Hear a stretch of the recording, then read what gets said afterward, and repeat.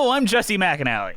And I'm Andrew DeWolf. And I'm Brianna Jones. And welcome to Musicals with Cheese, a podcast where I try to get Andrew and Brie to like musical theater. And you guys, we have an extra super special guest. You know why? Because it's one of the superest guests because they paid to be here. Please. Ooh, paid to be here. They paid to be here. They were I like the sound of that. one of our highest tier patrons for 2 months, which means they get to come on the show for an episode. Join me in welcoming music teacher, fan, and all-around cool person, and Daddy Longlegs superfan, Sammi Lopez!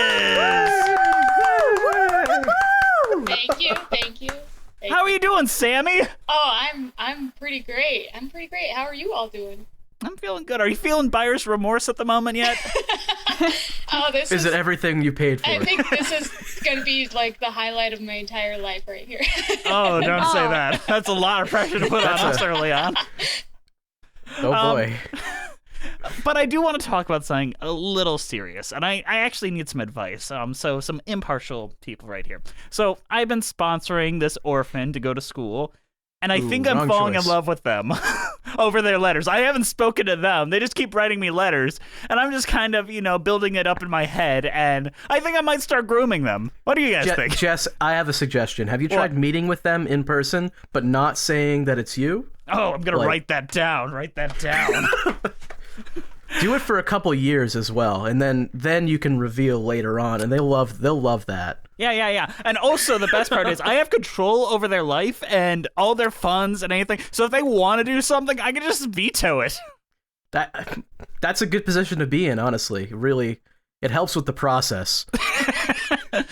It's a very Patrick Bateman situation. But as per request from Sammi Lopez, this week we're covering Daddy Longlegs. Cue the music, Brie. Who is this man who has designed this uncommon plan to educate Jerusha however best he can?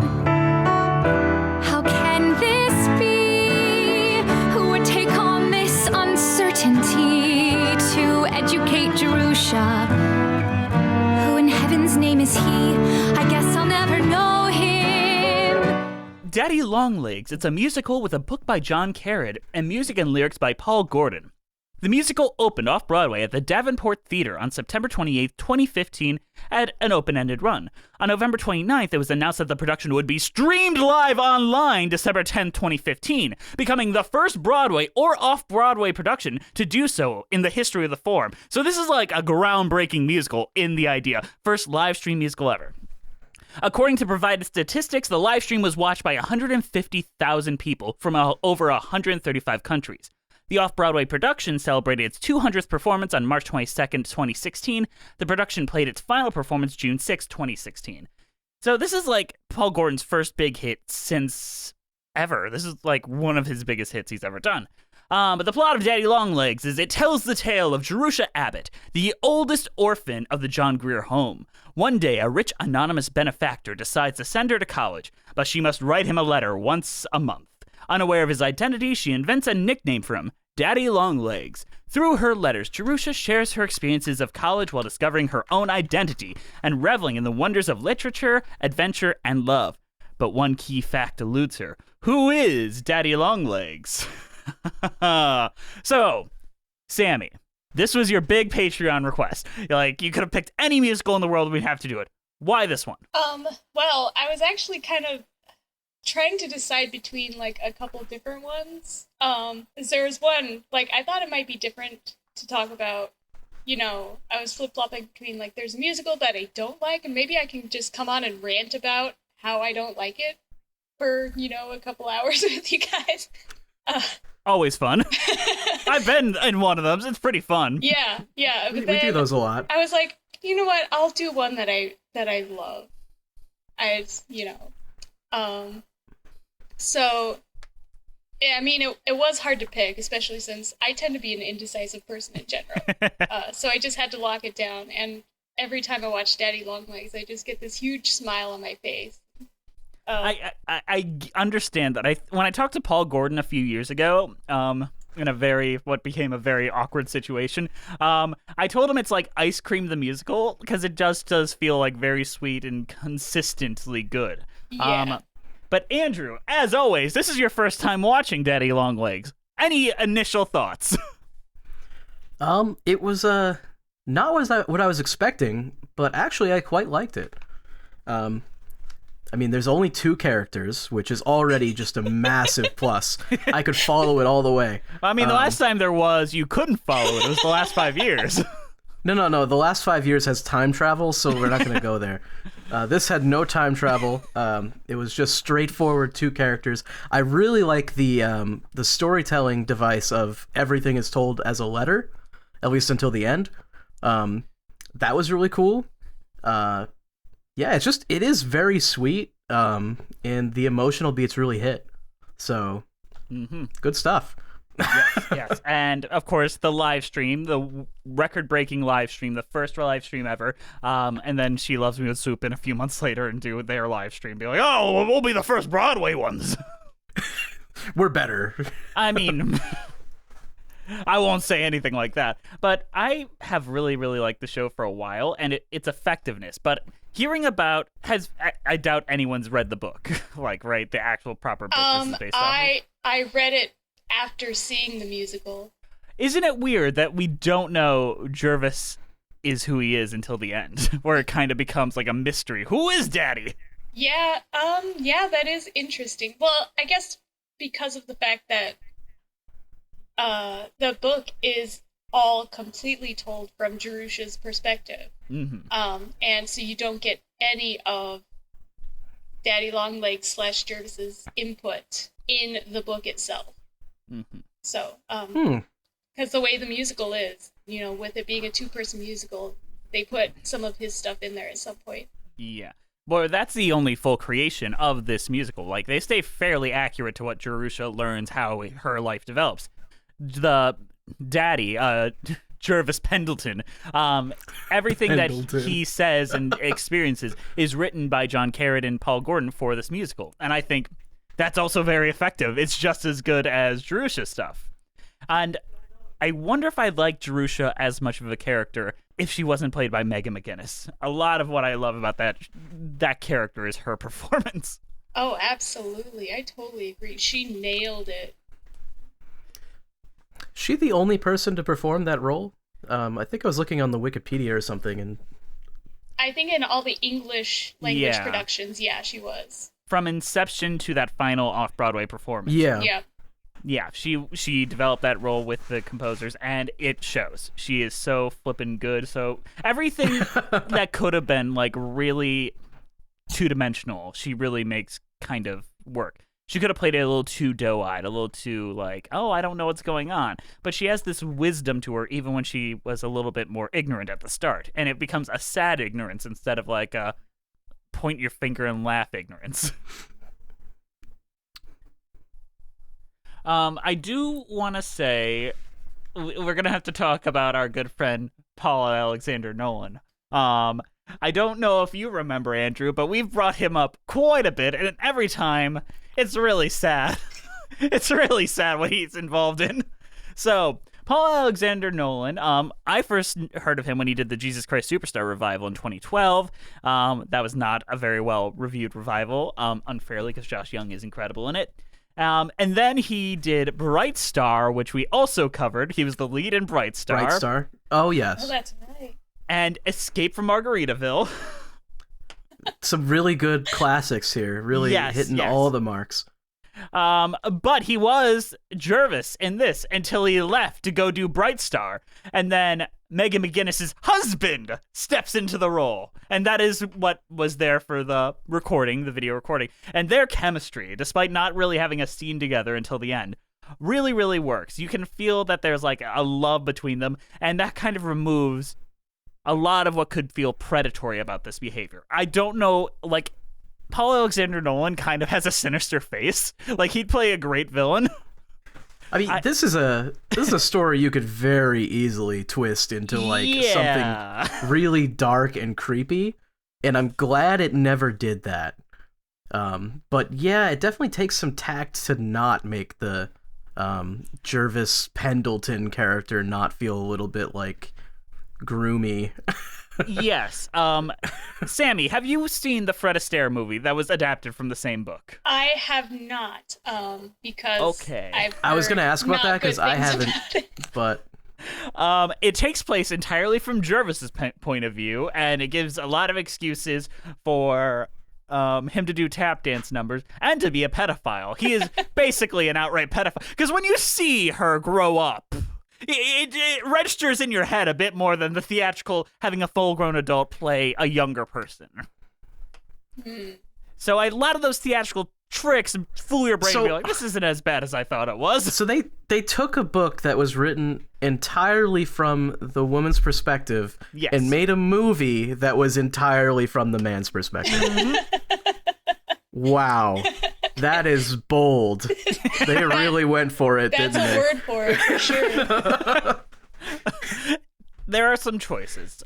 So I really appreciate this being its own thing, being very good.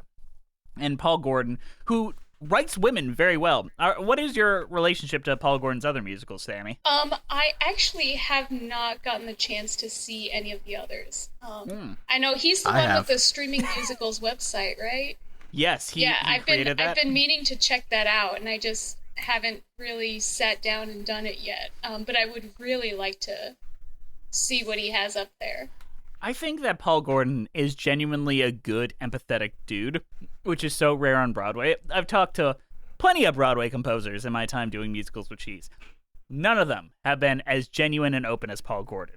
He has this very kind, empathetic It's a little catty of you to say, Jess. Catty and crass, you might say. So how do they sidestep the very possible grooming aspect of this? How do you think, Andrew? Well, one, not having her be an actual child, underage at the very beginning.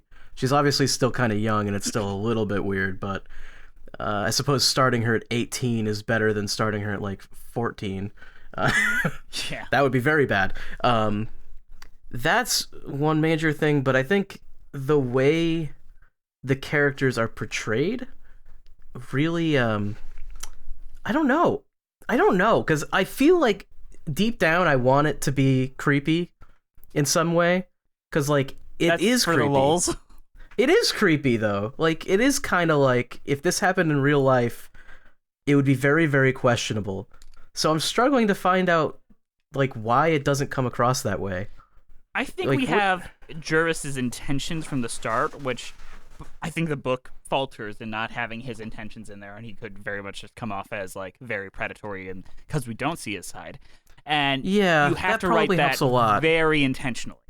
You have to write it where at first he's legitimately going into this I just think that she deserves a chance and I'm gonna let her go do her thing, and then he gets invested in her, the person. Where he is an audience surrogate, where we fall in love with Jerusha the same way he does. Yeah. No, that makes perfect sense. I think that is really what works, because we know from the start that wasn't his intent. He did not go into this I want to have this girl as my wife, and I'm gonna sneakily do it this way. He's very clear that he didn't even want to talk to this person.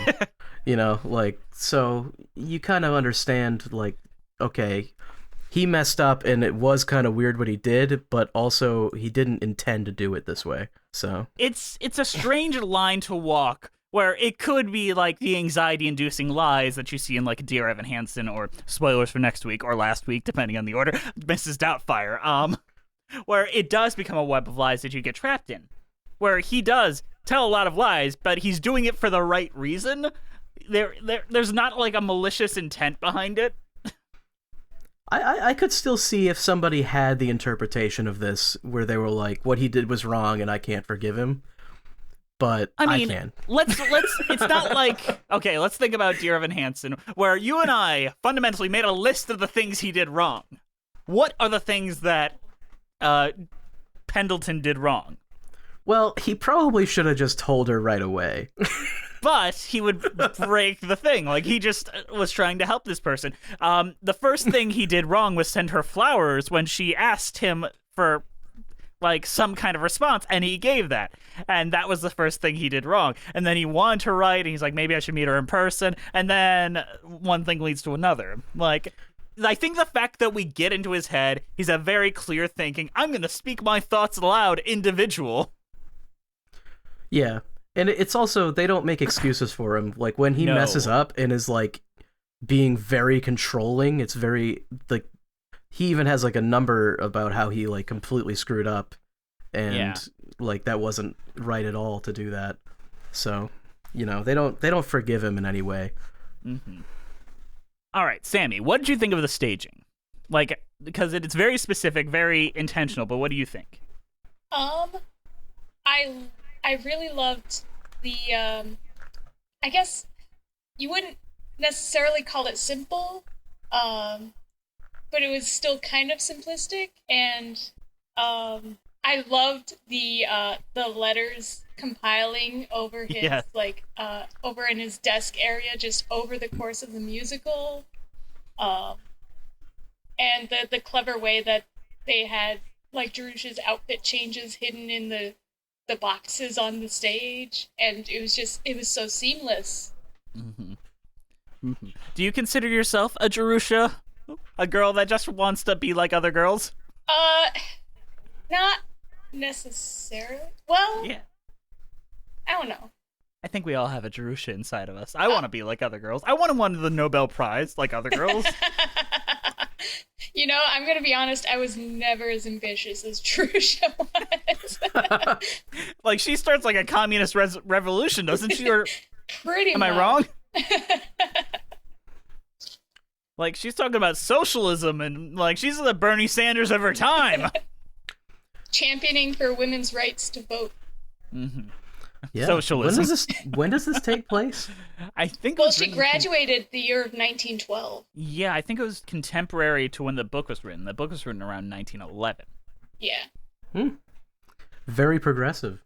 Yeah, she wants to. She where do you think their future goes after the musical? Do you think they stay together? I don't even think I have a thought about that. I feel like it ends when they kiss, and that's where I'm like... They stop existing. They cease existing after away that. into the ether. Because, I mean, part of me thinks, like, yeah, it's probably not going to work out, but... I think like, he's a bit...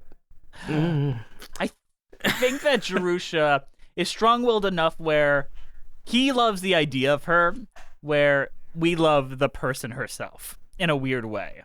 Like, we, the audience, know more about Jerusha than he could ever know. And because of that, I don't think Jerusha would put up with any of his shit. I don't think she's a weak-willed in any way, the way that he is. He is a coward, by all means. No, he's a coward, and he has shown himself to be very controlling when he doesn't get what he wants. Yeah, but he immediately, like, falls back and is like, oh, my bad. Yeah, but he doesn't really apologize to her. He gets upset that he messed up and she might not like him anymore. If you are in the position with Jerusha where she finally gets the letter from Daddy, if I say Daddy this many times, I have to go to horny jail.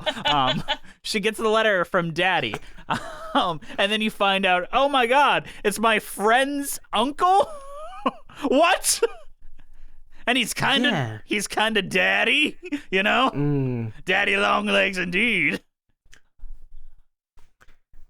Like, how would you react? Like, just this guy you kind of know? I feel like that's a weird her line. reaction was pretty natural. Those were private letters! Yeah, I mean, you can't send letters to somebody and then this person that you're writing about is actually reading them, and you don't even know that? Like, Why does this reveal, like, I know that they're in my head and they're connected, but She Loves Me has a very similar conceit, where George does not tell Amalia until the end, and then when she finds out, she's like, oh yeah, that's great, hell yeah, you were the guy? Great. It's the same vibe, where she's immediately like, what? Okay, let's do it, you're right, this works. You got the money. it's just a happy ending, Jess. Everyone loves a happy ending. I don't know. I feel like there needs like a little bit more. I feel like I need a little falling action. Well, to be fair, she did yell at him. Yeah.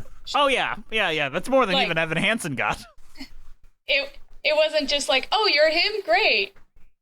It was, how It dare worked up to you, it. and then great. I mean, would you have forgiven him right away? Would your reaction be the same as Drusha's, Here's- or would you? Here's part of the reason I decided to come on this show. Okay. Is The reason why you part of paid the us the reason money why I to come on the became show. the super patron that I am. Hell yeah. I feel like the show can lean a little too cynical at times. And I'm like, I need to come and champion the cause of escapism and storytelling. And I mean, That's what I just said. People love the happy ending. And as a hopeless romantic, happily ever after for me, you know? I think, yep.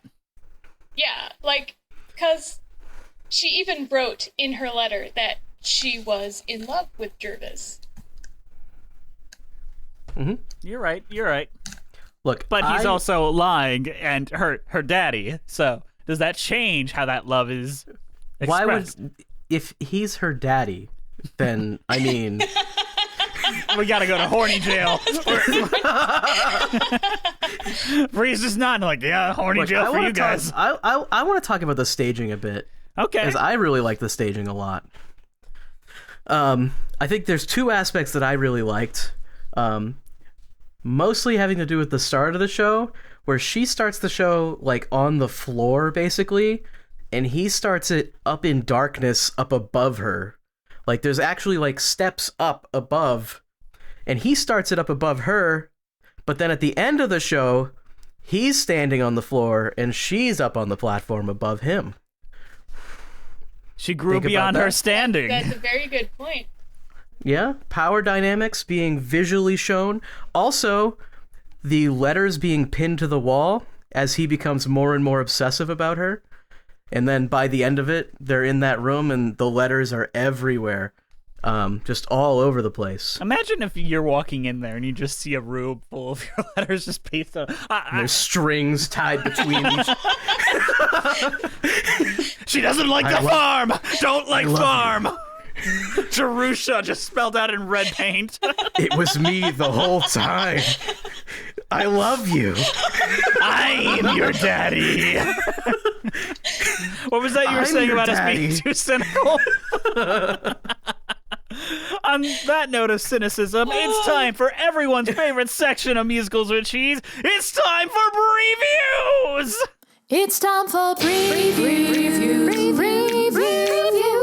It's time for previews. Alexis Solowski, in their 2015 review for the New York Times, wrote that, will no one pity the postman? 2 centuries of novels and plays would have a run aground without these couriers delivering menace, promise, and revelation with the morning letters. All right, let's pause there.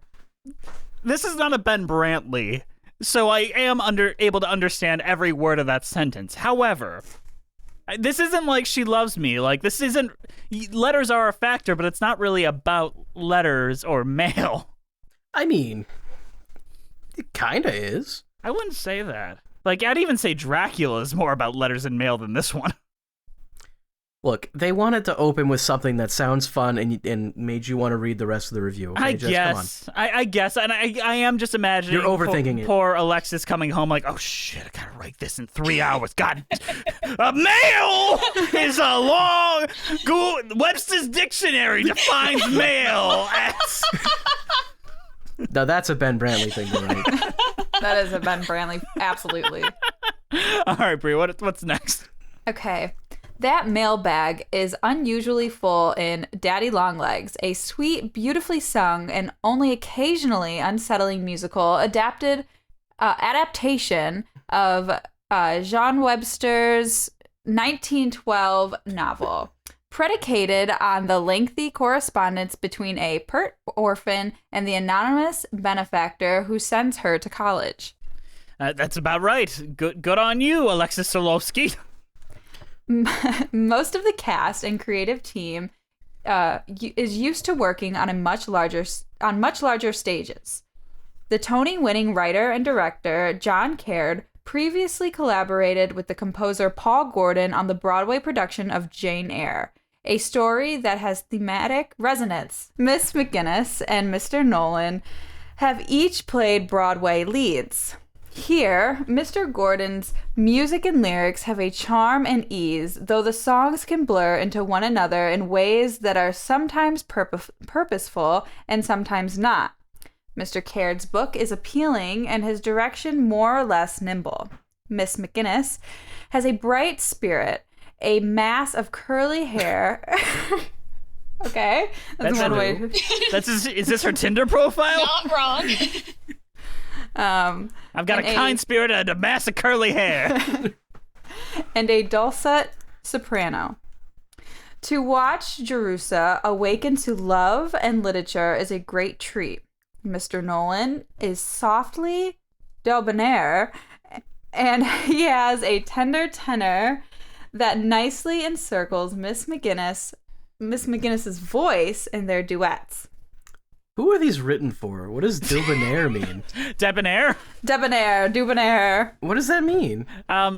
Sexy without saying sexy. Like, Hey Siri, what does debonair mean? Of immense confidence. Okay. Like, isn't this review supposed to be for people that are interested in seeing the show? Do I have to have you're a gonna know dictionary you're on gonna hand? get some New twirly York hair and Times. Sopranos. Do I have to A have a mass of dictionary curly on hand? hair. Massive curly hair and a dulcet soprano and a debonair man. I don't disagree with anything being said here so far. This is No. all very good. Seen through modern eyes, the story does have its creepy undertones. Here we Though, Mr. Caird's direction avoids the merest hint of sexual suggestion, which does a lot to de-sleaze the relationship. I love the word de-sleaze. Can't have too What's much that one sleaze mean? in this. We turn the sleaze meter down to 20% from 40%. A wrong intonation would give a lyric like, "Daddy, I'm no good at being bad," some very naughty implications. Someone's Well, gonna who turn says that. it doesn't have naughty implications. I'm about to say, Bree, someone's gonna turn that like audio snip of you saying that and like just use it all Daddy, over. I'm no good at being bad. I see, said it again. You should start charging Just keep for it. giving it to him. I'm gonna have to make an OnlyFans. Just do voice snippets. Isn't that ASMR though? Oh, true. Good at being bad. Maybe you should I'm not gonna say it. Say it, Andrew. say it, Andrew. Say I'm not it. gonna say it. Say it. You coward. But Right. it's still unethical that Jervis woos Jerusha without disclosing his identity, and at least a little disconcerting that his proto-feminist tale ends with its plucky heroine rewarded with marriage to the man who has manipulated her for the past 5 years. Maybe she should write a letter of complaint. Bring it right back around. Good job, Alexis Lowski. Do we agree with that review? I mean, I understand. We talk enough about stuff being weird and unethical in stories that I can't fault people for saying it here.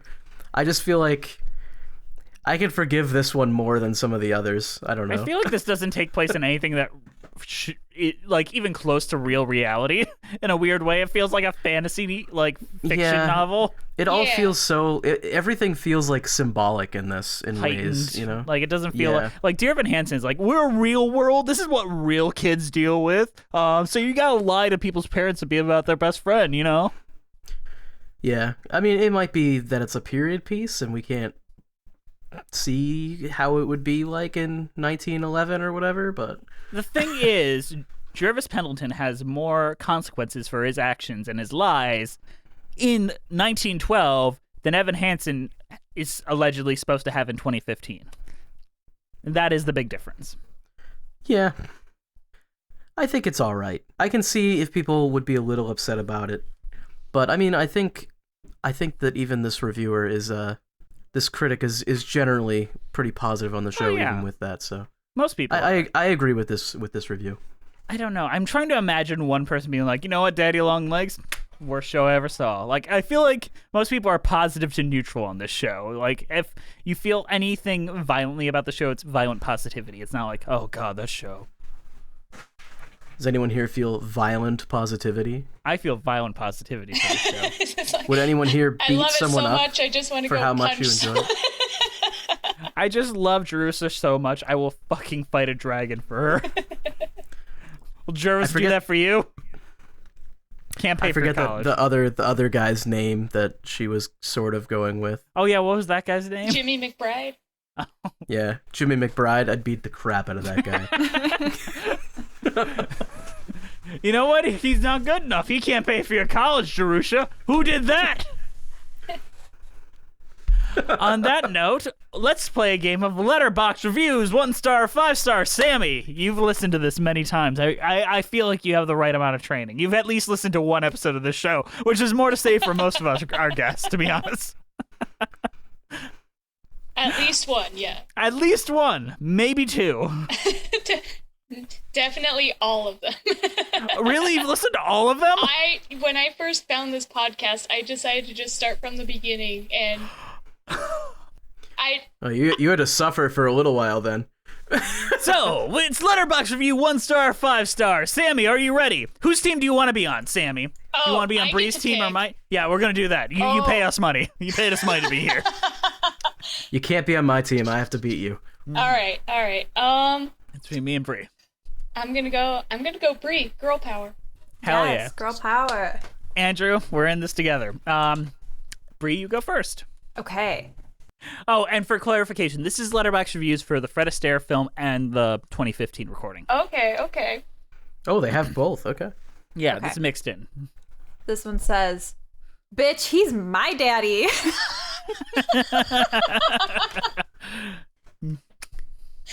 Oh, that sounds like a 5-star. That's a 5 star. Yeah. Good job. Starting them easy. Yeah.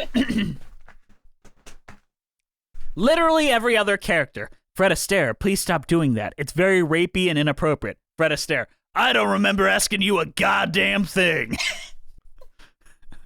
Sounds like a 50s movie. Oh Lord, I kind of wish we had watched this movie to do this episode. I feel like we don't need to give it more power. All right, we'll do it as a bonus thing. We'll do a. Why don't we do a commentary on it, since we're going to have a lot more time for those. Yeah. Okay. I'm gonna say this is a 1 star. This That doesn't is sound like correct. I enjoyed it. Bree, what we got? Okay. Daddy, why your legs so long? What? Daddy with those long legs. And that also is in all caps, so it's Yeah. more like, Oh. Daddy, why your legs so long? Oh gosh, that gives like nothing away. I feel It's a like good I gotta question, though. Take a shot. I mean, genetics. I'm gonna say 5 stars.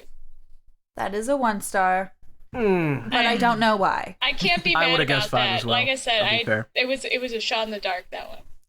I always thought long legs were good, but here maybe not. All right. Andrew, you ready? All right. Yeah. A+ effort from the show for trying to make calling someone daddy anything other than sexual. Yeah. I'll be real. I still got a little bit of those vibes sometimes. It's hard to not. Daddy, I'm Um, sorry for being bad. I'm no good at being bad. Yeah. Say it, Andrew. Why didn't she call him father?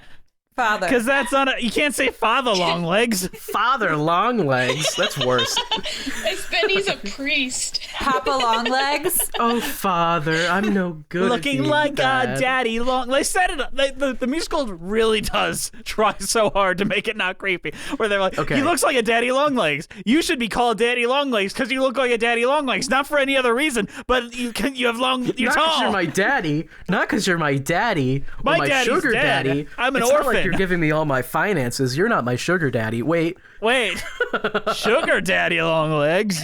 Okay. 5 stars. Brie, what was it? That was 5 stars. Yeah, It was 5 stars.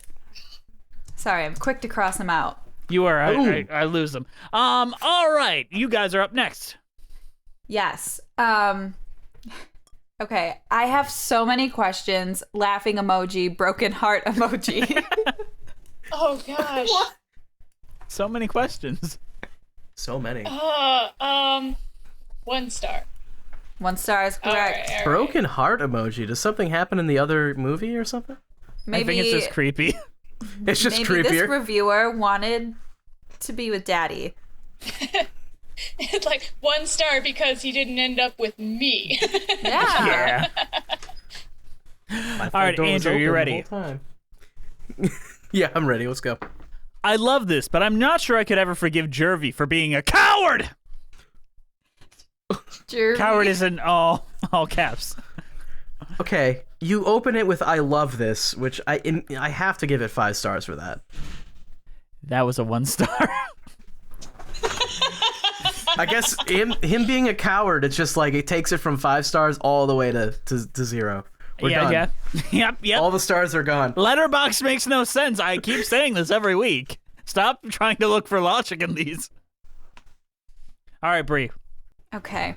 This one says, okay, musical, too much age difference between. I'm not sure that's ever actually established, but that sounds like This might be about the. That's a 1 star. That's probably about the movie, right? Oh, it said Yeah. musical, but It's a musical for Fred Astaire. It's just him dancing to a bunch of songs. I guess that's fair. That's fair. All right. All right, Andrew, you ready? I am as ready as I'll ever be. Don't be under the impression this is a film musical. Someone has pointed a camera at a stage whilst a man and a woman go through a lot of songs to a live audience. Odd why the blurb on the main IMDb page is not clear on this. That is the one IMDb review of Daddy Longlegs. I want to say that. So they're very, very upset that this filmed version of a musical is a filmed version of a musical. Yeah, but an IMDb lied to them and tricked them, apparently. Yeah, it tricked them into thinking that this Part of was a me filmed wants version. to see the IMDb page now. Wait, so okay. I mean, I guess 1 star. They seem very upset. That is correct. That is probably my favorite review here, and it was very obvious. I just think it's so funny. Don't be tricked. Don't be tricked that this is a filmed musical. They Like just I filmed the was. stage. I mean, it's a very well shot, like 3-camera thing, like, but he framed it like it's like 1 camera, no cuts, watch the show. It's like, well, yeah. I mean, that's a musical, though. Like, that's what you are getting, right? All right, Brie, what we got? This is one of the many problematic stories I found immensely romantic when I was 15. Ooh. I mean, is it bad that I find it romantic now? No. And I'm in my 30s. No one would believe that. You look 19. Come on. I definitely look that. I know.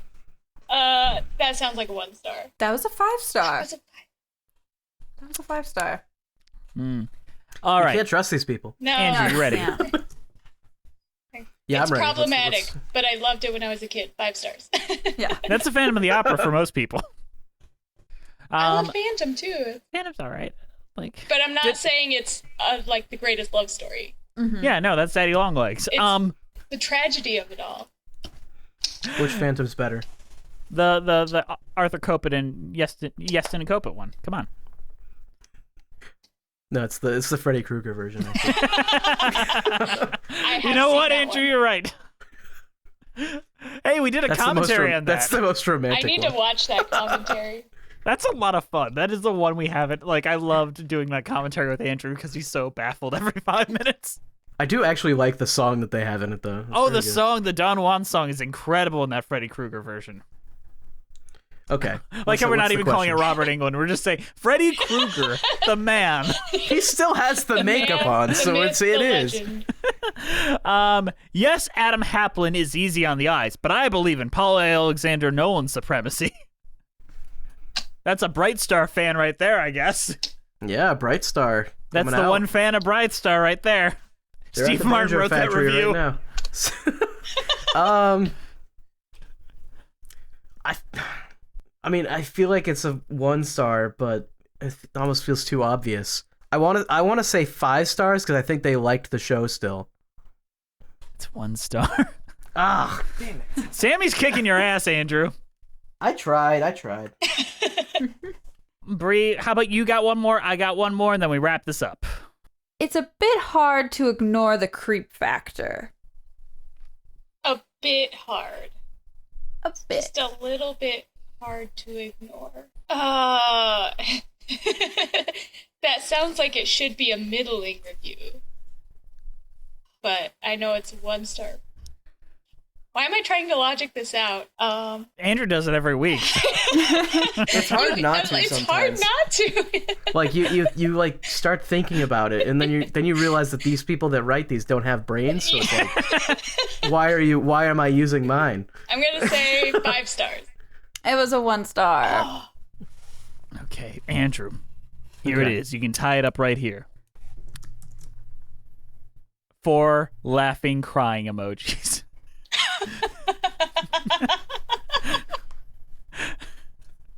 What? That's it? Yep. That's the full review. How am I, like... They could be laughing because it's so bad. They could be laughing because it's so good. 5 stars. That was a 1 star. I'm 1 laughing star. And crying. Sammy wins! Yay! Great job, Sammy. I hope you're proud. I- You've What won was the Letterboxd. It was 4-3. Okay. Yeah, sorry, Andrew. You lost. You can't just go and storm the Capitol and say you won. I mean, I paid feel like there good should be a money. I recount expect to win this. I feel like there Andrew- should be a recount here. All right, Bree, count them again. Oh god, okay. Well, I have 3-3. Oh, I thought you said 4 because Sammy just got the last one. Stop the count. No, No, they were tied at 3-3. Then Sammy got the last one right and Andrew got the last one wrong. she got the last one wrong too. Yeah, I got the last one wrong. Didn't you? Oh, okay, then we're it's a tied. tie. I thought that Sammy got that one right. I apologize. That's on me. Jeez, trying to steal my points away from me. Man. How about we go look at who I get else paid based on how many of these I win. So. He's right. He's So right. so what happens in a tie then? You get like half? He doesn't get paid. I get half the money. I tell him it's half, but it's really like a Does quarter. that mean I get the other half? No, you gave the other half. I did. Jess just pockets it. The house always wins. And on that note, let's go into a mid-show announcement and listen to these ads.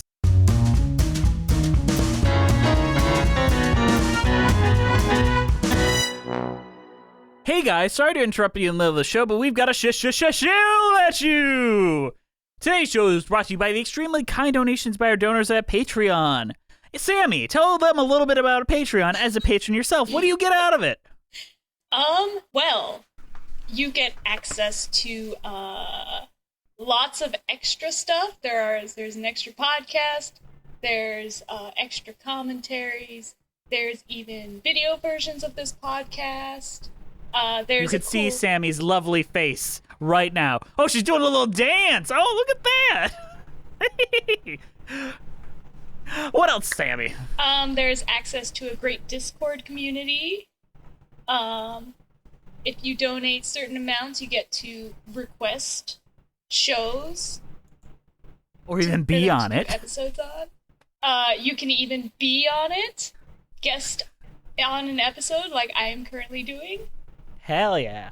Thank you, Sammy. And also, here are the list of people that are supporting us on Patreon. They are Melissa Goldman, John Donna, Danielle Renix, Jess the Stampede, Ewan Taskety, Taskier, Monica Thoreau, Mina Maniri, Brent Black, Nathaniel, Stacy Combe, Joseph Evans Green, Carrie Ahern, Mary Lou Choquette, John Vanals, Russ Walker, Musical Hell, Emily Gracie, Kyle Summers, Janae C., Scoot and the Technicolor Dreamcoat, Liz Lim, Allison Stellar, Nothing is Certain Except Beth and Taxes, Desbian, Ren Cullen, Rafael Martinez Salas, Robert Benjamin, Jessica T, Mitchell Young, Chai Teacup, Katie McDonough, Timothy Keys, Chris Marcotte, Mimu, Kiji Marie Anastasio, Layla, RJ Narijo, Sebastian Canino, Evan Regan, Charlie B, Patrick Deering, Joe Avery Brinson, Marilyn Brown, Mel Cormick, LaFemme Fictionale, Bjorn Hermans, Mac the Knife, Erica S, Toriana Frazier, Sammy the Most Lopez, Liana Morton, Angela, Kaylee Blazier, Birdman69, great name, Nice. and Danielle Smith. They all give us a little extra financial support that helps us keep the lights on here at Musicals with Cheese. If you'd like to join them and Sammy, just come on over to Patreon. You get so much fun stuff. Sammy, as someone that has listened to at least a couple episodes of our show, do you ever listen to the mid-shows? All the time. Really? Well, I listen to it in my car on my drive to and from work. So Oh. I just keep it playing. That's And fair, that's fair. It's fantastic hearing your own name in there. Oh, does that actually bring you joy? It does. Everyone loves hearing their own name. Yes, yes. How about we get back to the show and talk about some songs? Sounds like a good idea.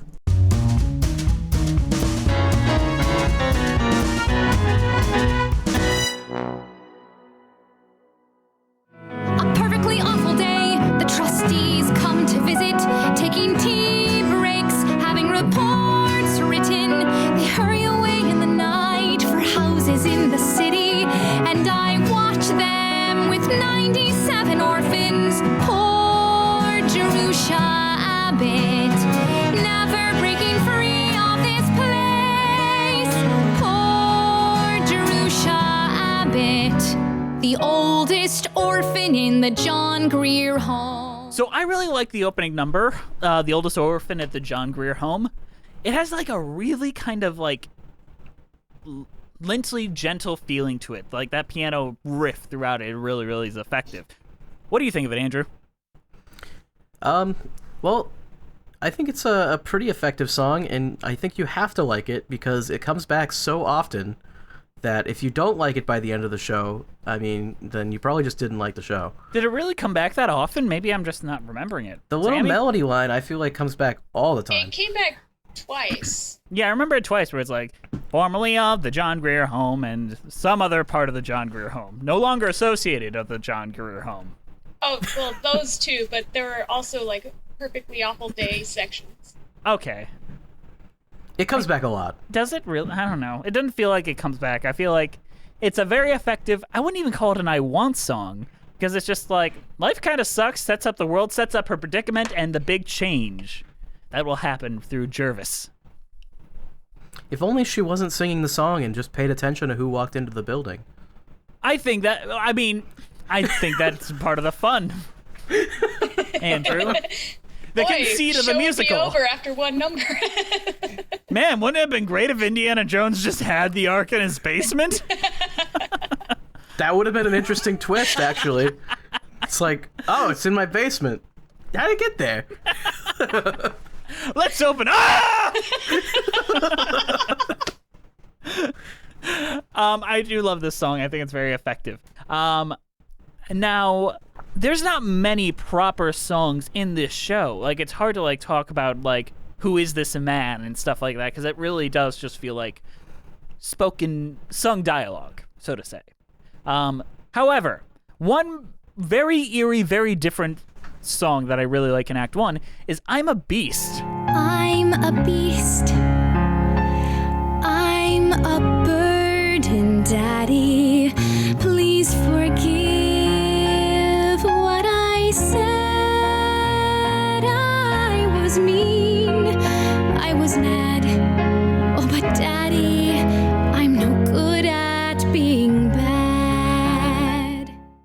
Where it's like this very eerie sounding like very minimal song where she just talks about like her self-regrets and all of that stuff as a reaction to him sending her flowers. It feels very real where it's like, I'm sick of being who I am and I'm going to be better than I ever was. And it's it gives you the emotional feeling in musical form of guilt in every facet of everything. It sounds the way I think guilt feels. I think what's also very interesting is that it's sung by both characters at different points in the show. Yes. It's their apology numbers. Yeah. Yeah. So kind of goes back to what I was saying about the staging where they switch places by the end of the show. Yeah, you picked up on something there, I buddy. really picked up on something there. I'll give you a gold star after the show's over. Give me 3 gold stars. I want 3. You get 1.5. I love these negotiations happening. I mean, that's how we handle the show afterwards. That's what he gets paid in. I mean, you lost the preview, so you can't get 2. I'm sorry. What do you think of this song, Sammy?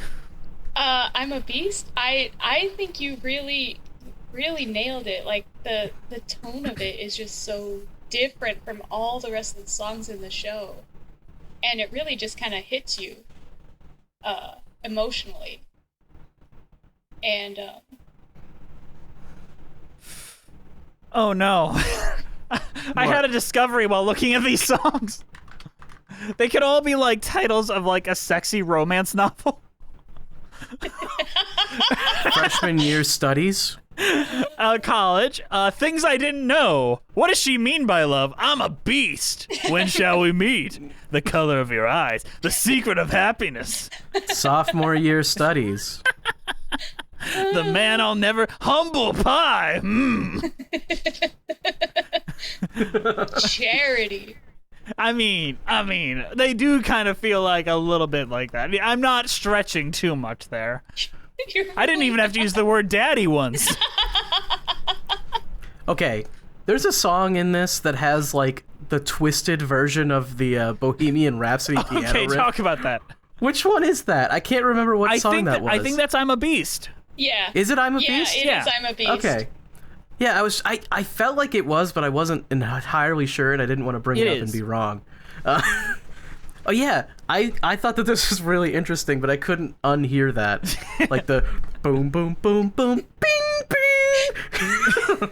It sounds just different enough, though. Yeah. Because I kind of hear it. It's like Wicked Little Town and Dancing Through Life kind of having the same melody.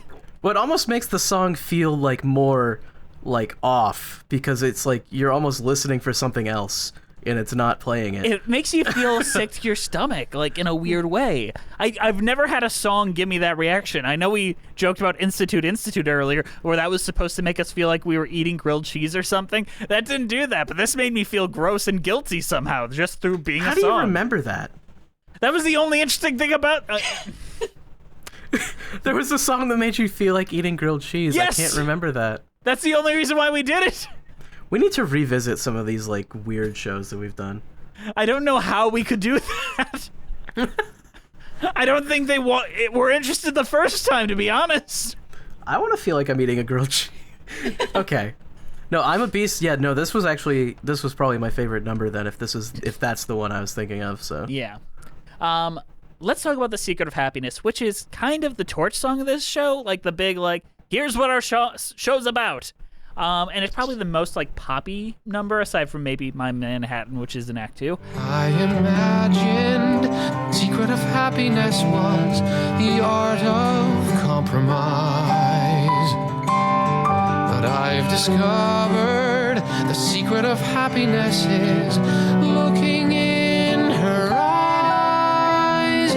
Happiness comes as a total surprise, and the secret of happiness is living in the now. What do you think of this song, Sammy? It's definitely one of my favorites. I really identify with the message of it. About, living in the now, not really being focused on too much on the future or the past. And just kind of, enjoying what's around you at the moment.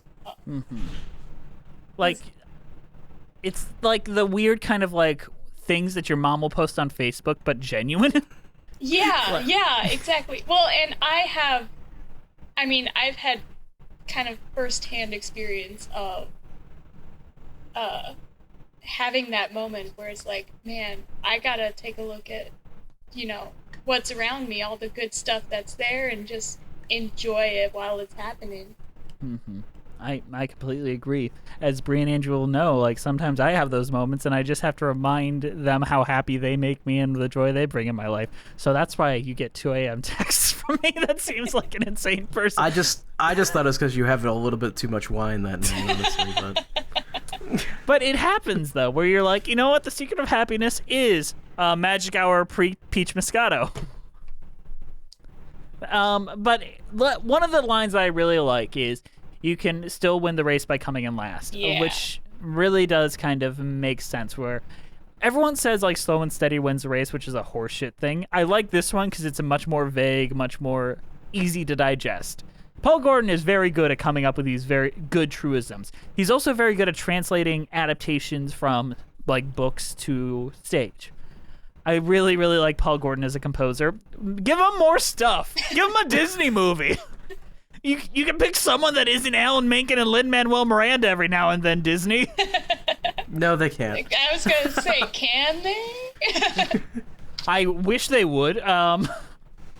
You know, Alan Menken's not even allowed to win Oscars anymore. They made a rule because of him. He's got too many. Why do you keep having him do things? They don't care if they win an award. They just want money. I thought you said Alan Menken isn't alive to win anymore. Oh, no, no. He's alive. He's just not allowed to. I was like, I'm pretty sure he's still living. Is he ghostwriting? Yeah, he's ghostwriting the new songs for The Little Mermaid with Lin-Manuel Miranda. No, that's Howard Ashman. Secret of Happiness. Great number. Any songs you want to talk about, Sammy, that we haven't? Just in Act 1 or just in general? I wanted to mention the reprise of The Secret of Happiness. Let's go! I've discovered the secret of happiness is not to be afraid. I've discovered the secret of happiness is all illusions fade. Don't fear the future, you'll just be delayed, 'cause the secret of happiness is living in the now.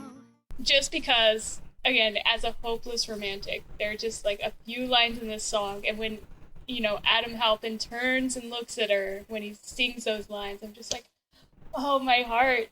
Like, he said, like, I imagine the secret of happiness was the art of compromise, but I've discovered the secret of happiness was looking in her eyes. Oof. And I was just like, oh.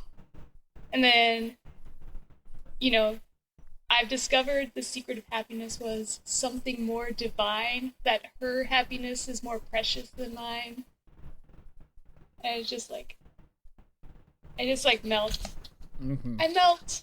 I have a very similar experience, but with the song Charity, where he discovers he thought he was helping her through college, and then he realizes how much of an emotional outlet and sponge she was for his stuff. Yeah. That song really gives me that same feeling, where I just look at the lyrics where it's like, Charity, who is helping who? It's you could do for me what no one else could do.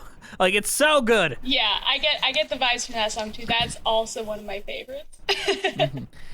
But I really don't like the Paul Alexander Nolan version. I like it when a man is singing this about his real-life wife, the mother of his child, on stage. It's beautiful. Yeah, absolutely. But Absolutely. I don't know if, it would make a difference being able to watch Paul Alexander Nolan performing it, because I've only ever listened, but I absolutely love the way Adam Halpin just brings out the emotion in every bit of his part. I don't know. Paul Alexander Nolan might be the kindest guy in the world. Gives me Patrick Bateman vibes. They should have put him in American Psycho. He's the brightest star. On that note, Sammy, this was great, but what is everyone's overall thoughts and cheese ratings? We've reached that part of the podcast. Andrew, you want to go first? Yeah, I'll go first. This was a very good show, actually. I really enjoyed it. The emotional beats hit pretty well. The music was pretty good all the way through. Check it out. Apparently, there's a great filmed version of it you can watch. So, No, don't say this, Andrew. so Yoho, go check it out. Or you I'm gonna can give it- legally subscribe to Broadway HD and watch. Oh, which you should do. Yeah, you should do that. Yeah. I'm gonna give it the cheese Milbenkäse, which is sometimes called Spinnenkäse or spider cheese, which is apparently a cheese that is made by making the cheese and then leaving it for 3 months with cheese mites that digest the cheese and then make it ripe. And they're like little spiders. That makes my skin crawl. I don't like that at all. Yeah, and it's like something that sounds kind of gross, and like if you explain it to somebody, the story might sound a little gross, but also when you watch it, it's really good, and when you eat the cheese, it's gonna be really good. So. Okay, Sammy. Also, spider, daddy long legs. I thought about this. No, one. Andrew, I actually that was a really great like the cheese rating. justification for it. Absolutely. I really like that cheese rating. Also, Juliet, when you make the list, put a little vomiting emoji next to that. Sammy, what about you? What's your overall thoughts on cheese rating? Well, if you haven't figured it out, this is probably one of my favorites. I just love it. It's a beautiful, sweet story. And again, like, it could have been problematic, but when I watch it, I don't see any of that. I just see a couple of people growing into themselves and figuring out what they actually want. And it's got a nice happily ever after at the end. And so I think I just might have to give it one of my favorite cheeses, which is mozzarella. Ooh. It's like very soft, and I can't get enough of it. I could eat mozzarella at any time. I could just watch this musical anytime and just be super happy. So, are you telling me that the secret to happiness is Daddy Longlegs the musical? Yes, absolutely. 100%. And mozzarella cheese. And mozzarella cheese. Yep, eat mozzarella cheese while watching Daddy Longlegs. Oh, that is pure happiness. Yep. Joy. Bree, what did you think of our discussion and your cheese rating of that? A fantastic discussion. This felt so natural having you on the show, Sammy. Oh, thank you. It was a great time. I want to go watch Daddy Longleg now. So I probably will go do that. Do it. But I am going to give this like my go-to cheese, which is Colby Jack. I buy it every time I go to the grocery store. I use it on my eggs. I use it in my grilled cheeses. It's my go-to cheese. I love Daddy Longlegs. It's a great show. Very few complaints. The recording they have on Broadway HD is very well done. The first live stream musical of all time. That's pretty flippin' incredible. Paul Gordon, I think his musicals are good. We're about to dive into that a little bit soon. Don't worry, we're still talking about it. This episode's not quite over yet. Therefore, the only cheese rating I can give this is mac and cheese made with Hosier Hill Farm Big Daddy mac and cheese mix. I didn't make that up. I don't think I could. Go to horny jail. All right, horny jail, here I come. Daddy mac and cheese. Just seeing Andrew's face after that was priceless. And you missed out. You know what? If you were on our Patreon recordings with us, you might have been able to look at that. Thankfully, Sammy paid us a buttload of money to be here with us. But I think we've done enough Paul Gordon musicals where Andrew can actually rank them. Yay! Oh, Lord. You ready to make a tier list, buddy? Yeah, you're going to have to remind me which ones he even did. Okay. Let's just start with Daddy Longlegs. Where do you put that? And remind people of how your lists go. Okay, so tier list, I just do A, B, C, D. In order, right. A is the best, D is the worst. I don't do any F tier or S tier or whatever for people familiar with tier lists. I'm just doing it very simple. So, also, these are in relation to the other shows on the list. This is not in relation to all shows ever. So, yes. Okay. So Daddy Longlegs is going in A. Hell yeah, that's a good one. Next up, we're just going to go backwards. If it went anywhere else, I'd have to fight you. I'm so violently positive about it. Next up, we have Jane Eyre. Oh boy. See, Jane Eyre, I don't even remember that well, I'll be fully honest. We just did this. I know, we just did it. That's why I'm like, geez, I don't remember this that well. Like, it couldn't have been that good. Honestly, everything I remember about it, I think I'm actually remembering Rebecca. He did not do Rebecca. I can tell you that one. I know he didn't do Rebecca, but I know that the two shows are very similar in tone and story. I'm struggling. I'm gonna put it in C tier and maybe reconsider it in a second. Okay. Next up, we have Pride and Prejudice. I remember thinking this one was okay, if I'm thinking of the right one. You probably are. So I'm gonna put that in B. Cool. And then we have No One Called Ahead. No One Called Ahead is going in C, to be honest. Ooh, and that's your list. Yeah. Hey, he hasn't made a bad musical. You even put some Andrew Lloyd Webber musicals into D. You even put some Sondheim musicals into D. Yeah. No, I don't think anything deserves a D. No. He still has a lot of musicals. We need to review his Emma. He did a Stella Scrooge, a Christmas Carol musical. We could do another Christmas Carol musical, Andrew. I'm totally down. I mean, you know I love A Christmas Carol. Every single adaptation, all 800 billion of them. They're all fantastic. But we all know the best one is the one you and I did randomly in 2018. That was the best one ever.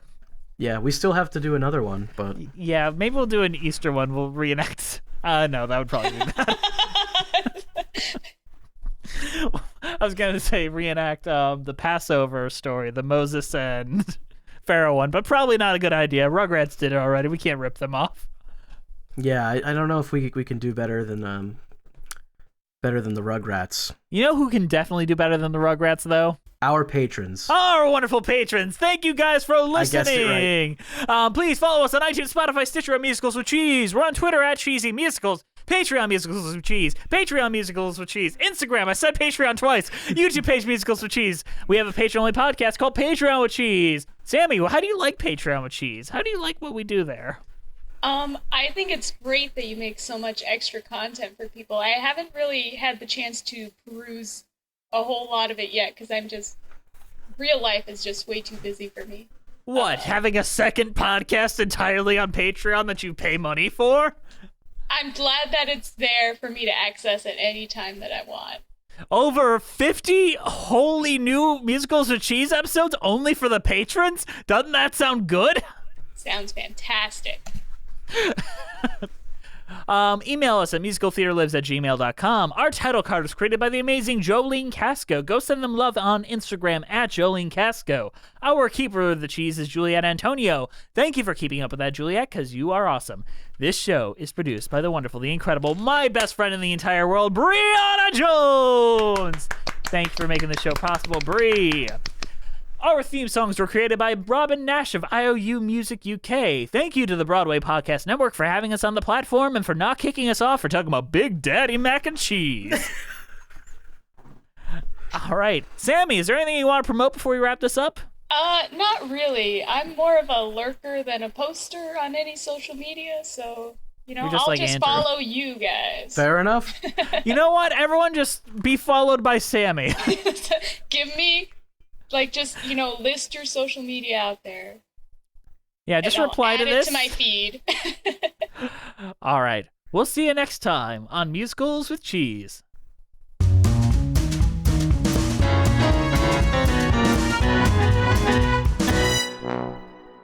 I'm a beast, I'm a burden daddy, but I'm not good at being bad. Mama!